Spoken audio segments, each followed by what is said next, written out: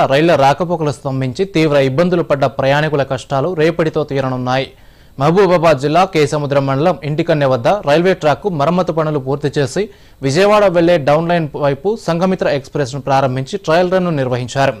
తాళ్లపూసపల్లి ఇంటికన్నెల వద్ద రైల్వే శాఖ నిర్వహించిన ట్రయల్ రన్ విజయవంతం కావడంతో రాకపోకలు ప్రారంభించేందుకు ఏర్పాట్లు చేశారు. సుమారు 1000 మంది సిబ్బంది, 8 ఎక్స్కావేటర్లు, భారీ జేసీబీల సాయంతో యుద్ధ ప్రాతిపదికన మరమ్మతు పనులను పూర్తి చేశారు. ఓవర్ హెడ్ ఎలక్ట్రికల్స్ విభాగం విద్యుత్ సరఫరా లైన్ పనులను, కమ్యూనికేషన్స్ విభాగం కమ్యూనికేషన్ పనులను కూడా సకాలంలో పూర్తి చేసింది.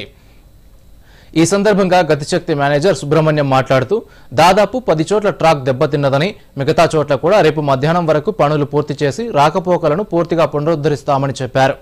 గ్యాంగ్మెన్ నరేష్ మాట్లాడుతూ పనులను సకాలంలో పూర్తి చేసేందుకు దాదాపు 1000 మంది సిబ్బంది శ్రమించారని, మెడికల్ సిబ్బంది కూడా గత 4 రోజులుగా వైద్య సేవలు అందించారన్నారు. ఇప్పటివరకు దాదాపుగా 500 మంది లేబర్లతోని, వివిధ సెక్షన్ల నుంచి ఇంజనీరింగ్ కార్మికులతోని, అదేవిధంగా దాదాపుగా 50 పైచీలకు అధికారులతోని ట్రాక్ మరమ్మతులను జరపడం జరుగుతుంది. ఇప్పటివరకు నిన్న రాత్రి వరకు అప్ లైన్లో ట్రాక్ మరమ్మతులు పూర్తిగా కంప్లీట్ కావడం జరిగింది.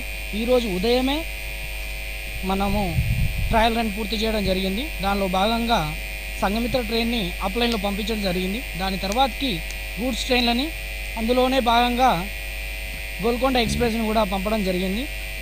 ఇక్కడ కాజీపేట టు మహబూబాబాద్ సెక్షన్ మధ్యలో 3 లొకేషన్స్లో, అంటే కిలోమీటర్ 418, 432, 433, ఈ 3 కిలోమీటర్లో దాదాపు 10 లొకేషన్స్లో ట్రాక్ బ్రీచ్ అయింది వర్షాల వలన. ఇప్పుడు ఈ 3 లొకేషన్స్లో 432 అండ్ 433 మధ్యలో ఉన్నటువంటి లొకేషన్స్ ఆల్రెడీ బ్రీచ్ అయిపోయి ఆల్రెడీ వాటిని రెక్టిఫై చేసాం.